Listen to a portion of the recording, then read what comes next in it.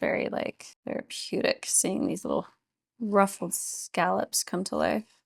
Hello everybody! Today we are going to be going over how we use the scalloped edge acrylic cake discs from the CakeSafe. And these two are for an 8-inch cake. And I have my cake chilling in the freezer, and then I'm going to go over my tools quickly with you. Then we have our acrylic discs from the CakeSafe from the scalloped edge. I have my cake turntable. I have a piece of just non-stick mat that my cake is going to be placed on so it doesn't slip, fall, or go anywhere. I have my parchment pieces already cut out that are going to be going on the bottom of the cake and then on top where the CakeSafe acrylic disc gets nestled on top of. I've got my fabulous pink buttercream. I have 2 cake scrapers. One of them is the cake comb from CakeSafe as well, and then just my large metal scraper, 2 spatulas, and then a tiny little palette knife as well that I use at the end to lift off the acrylic discs. So let's get started. Okay, so I just got my cake out of the freezer. It's been chilling in there for the good majority of the day. And I did already crumb coat this. This is an 8-inch 3-layer cake that's been crumb coated. And I like to crumb coat my cakes before I use the scalloped edge acrylic discs, just because I feel like it makes the process a little bit cleaner and a little bit quicker when I'm trying to get those nice crisp scalloped lines. So I've got my piece of parchment paper that I've cut just a little bit smaller than an 8-inch so it doesn't come up at all when I'm frosting and getting it all nice and smooth. So I put that down there, and I'm going to put buttercream on the parchment just a little bit so that my cake, the cardboard that it's on, is going to stick to the parchment. I don't put any buttercream underneath the parchment to attach it to the acrylic disc because I feel like there's enough weight from the cake that it stays perfectly fine. So we are going to nestle our cake right on top of the acrylic disc. And so I always try to get it as centered as possible, getting up on my tippy toes here so that I can see the tippy top to make sure it's nice and centered so those scallops look perfectly proportioned when you put the other top on.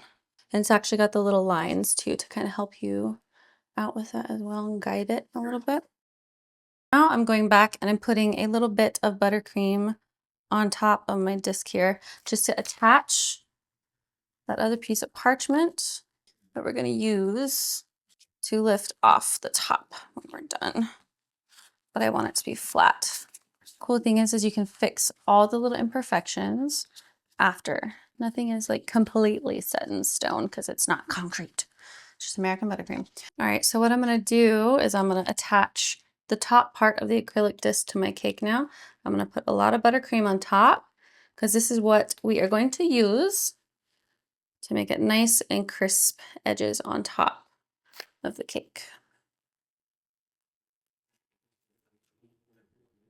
But I still want that to be even. So we're going to add a little bit more buttercream, so I want that super even.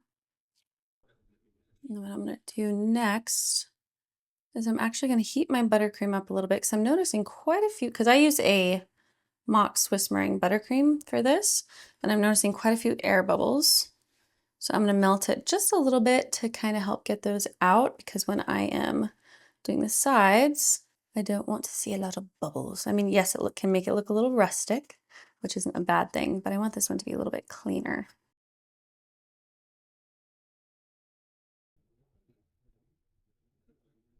All right, and fun fact, I have lost my spirit level, which I highly, highly, highly recommend that you use when you're using the acrylic discs, because you can just easily place it on top, make sure that it's level, but I'm just going to use something that rolls in place of my spirit level.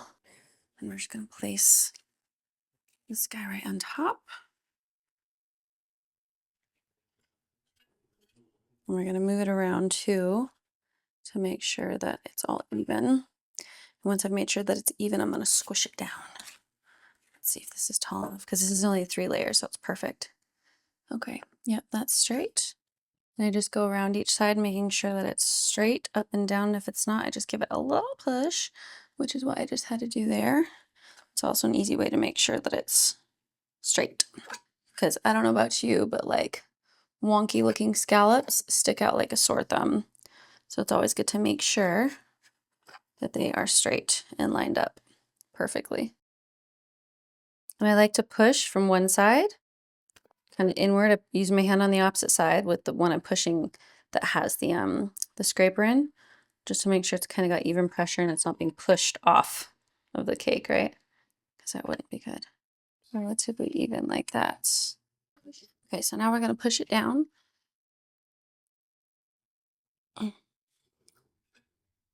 And this is where you would use a spirit level. I'm putting a little bit more buttercream at the top to make sure that we get make sure it's level. I think it is. Look at that. But let's, hey, there we go. Level. Eyeballed. Okay. So now that's done, then you just go in and you can do this however you normally do cakes, right? This is just the way that I do it. But you just want to get all the buttercream enough. And I'm going to start doing it like this actually. You just kind of push it around, push it up to make sure that you've got those nice edges for the scallop. And then after I kind of just get it coated around, I'm going to go in just to get any like, oh, little dollop fell down. Just to get any extra spots that look like they haven't been filled with buttercream, because with the scallops, to get it to take that, it does take the shape of the acrylic disc. I made 2 batches of an easy Swiss, mock Swiss meringue buttercream. So I want to make sure that all that buttercream goes all the way up to the top, right? And then we get that nice scallop, like a scallop skeleton going. So trust the process with this, because it kind of looks like a Franken cake a little bit, but it will start to take shape. I'm just kind of gonna help it along a little bit here. So when they say use a lot of buttercream, use a lot of buttercream. It will be beautiful. So I'm just gonna see how much extra buttercream we're gonna need, because it might be deceiving. We might have enough, but let's see. So we're just gonna go in and move it, kind of pushing that buttercream as you go. Nice and steady, nice and slow. You're scraping off a lot of buttercream as well as you go. And I'm going to dump it in my little buttercream dump bucket over here. How I do that is I just slide it, making sure none of it falls out. Okay, see, look, starting to take shape.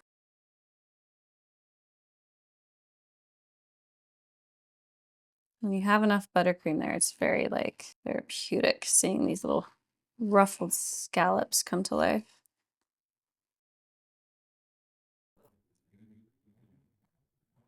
Okay, so as you can see, she is not completely done. There's still a lot of gaps, a lot of holes, but the scallop skeleton is starting to take shape and it is going to be beautiful. But pro tip, you want more buttercream than you think. I made 2 batches of my traditional buttercream I use for my cakes, and I'm going to probably need 2.5. So I would say more buttercream, the better. Always make more than you need, and then you can just store the extra in the refrigerator for your next cake.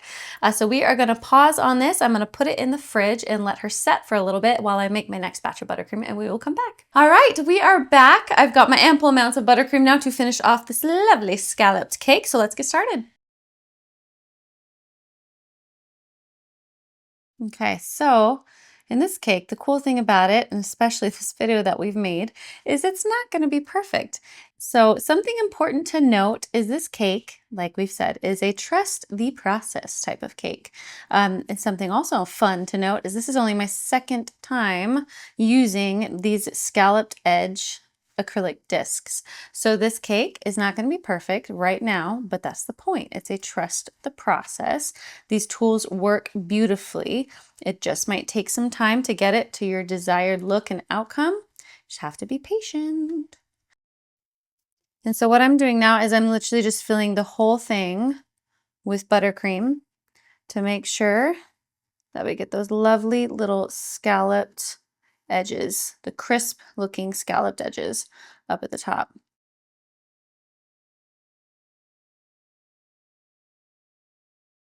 Again, something to anticipate. There will be little holes. Your first pass after you use your scraper is not going to be perfect.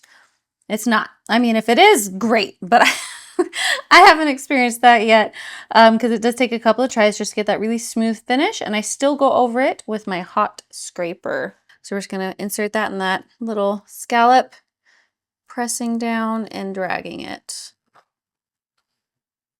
Making that little drag. And I typically do 2 scallops before I kind of dump the buttercream. It's gonna look a little scary at first.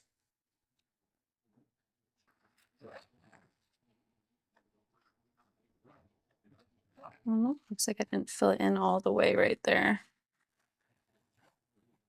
So this first pass here, after I've let it chill in the fridge, which again, I wouldn't necessarily recommend doing because the buttercream, as you'll see, it sticks to the cake because it chills with the cake's temperature. It's just getting off the excess. After we do this, we'll go in and clean it up, fill in any holes.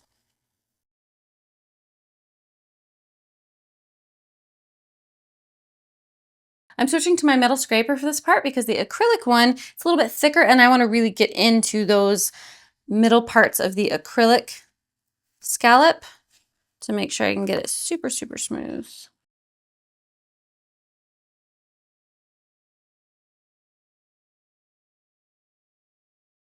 So something to note as well, I still didn't put enough buttercream between the top scallop and the bottom scallop to allow me to fully smooth out that central part of the scallop. So that's why it's still looking a little fuzzy, and I'm a bit of a perfectionist. So I'm gonna go back into each scallop, one that didn't allow me to smooth it properly, and you'll be able to tell because when you pull that scallop or that scraper across the scallop, if it's not touching the buttercream, there wasn't enough buttercream there to allow you to smooth it. So that's what we're gonna do.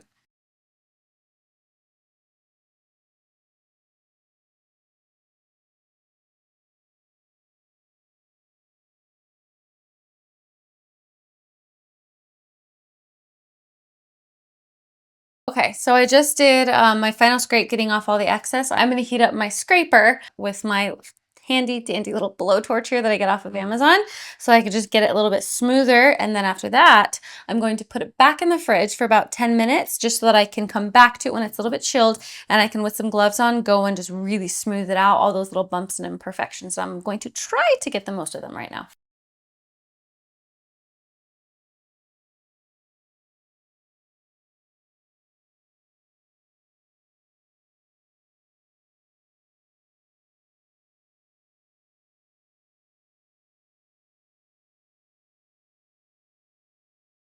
So now I'm going to put this in the fridge just for about 10 minutes because I want it to firm up a little bit more because it has been out for a while as we've been recording this.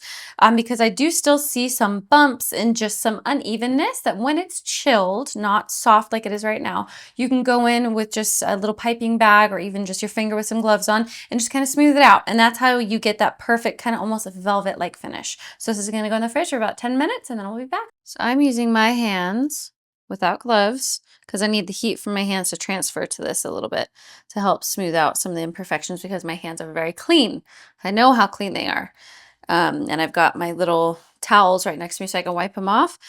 So just side note, that's why I'm not wearing any gloves. I'm trying to smooth this guy out.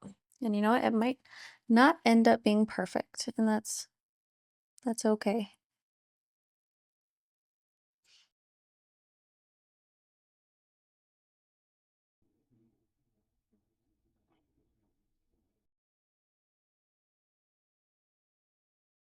Okay, so this is the part that always kind of makes me a little nervous is I'm taking it off of the bottom scalloped edge disc. I always take off the top one second after that just so I can kind of guide it onto the board without messing up the top.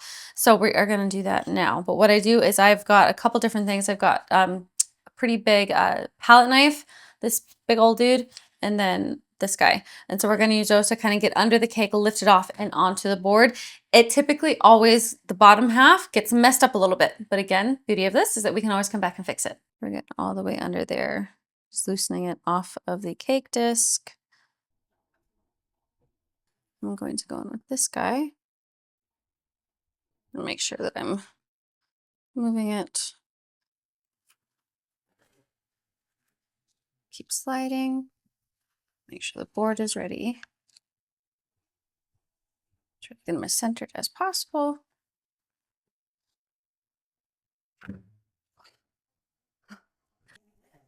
Okay, so we're gonna put it back up here. Well, that is pretty darn centered on my board.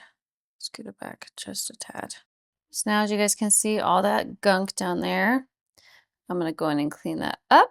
So now we're gonna do that same method to lift off the top disc. Before I even start to lift it off, I want to make sure that I've gone all the way around, because if you try to lift it off too soon, especially if this has had to chill in the fridge for any amount of time like mine had, it might lift off a good chunk of that buttercream that it's set to. Whoop! There we go. Okay, so as you see, I've got quite a bit of just missing pieces. I can easily go in and clean that up, but we're going to take this part off as well. There we go. So cute. All right, so now we're just going to go in and clean up the top, and then I'm going to go down at the bottom and clean that up as well.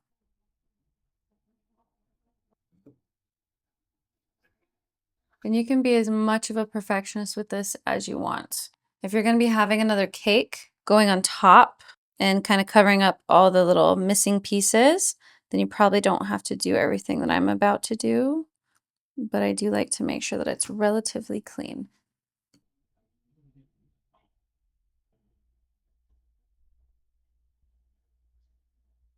This is starting to look really pretty. Little pink scalloped girly cake. I'm going to put it in the fridge yet again because I want to fix up all the little pieces that need just some pizzazz and sharpening.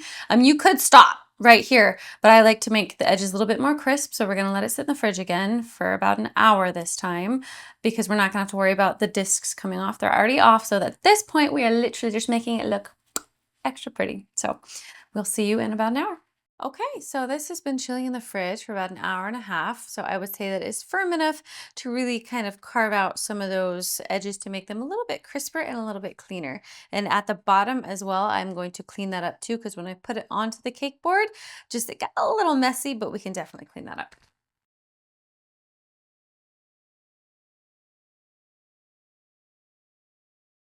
All right, so I think the bottom is as clean as I'm going to get it. And now I'm just going to kind of clean up a few of these little edges on the top as well. Just to kind of trim it a tad, get any little overhanging pieces of buttercream. Just super, super light touches. And I did add some buttercream already to the top of this.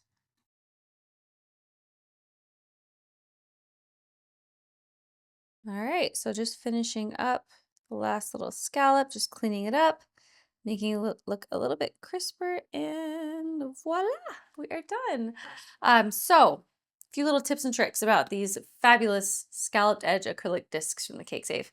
I always recommend more buttercream than you would think when it comes to the scalloped or the acrylic discs in general, just because you really want it to fill all of the nooks and crannies of whatever shape it is that the disc is trying to help your cake create and take on. So the more buttercream, the better. Make sure that you're filling the top and with enough buttercream so that it takes on all the grooves of the scallops. And then when you are scraping it, just be prepared to fill some holes. For me personally, I use a mock Swiss meringue buttercream, and it was a little bubbly this go around, so I just had to give it a little bit of extra TLC, and then voila, it looks like that. And this cake would have a cake on top and then possibly another cake, so that's why the top part isn't as perfect, but again, you can make it as clean or as rustic as you want. So there we go.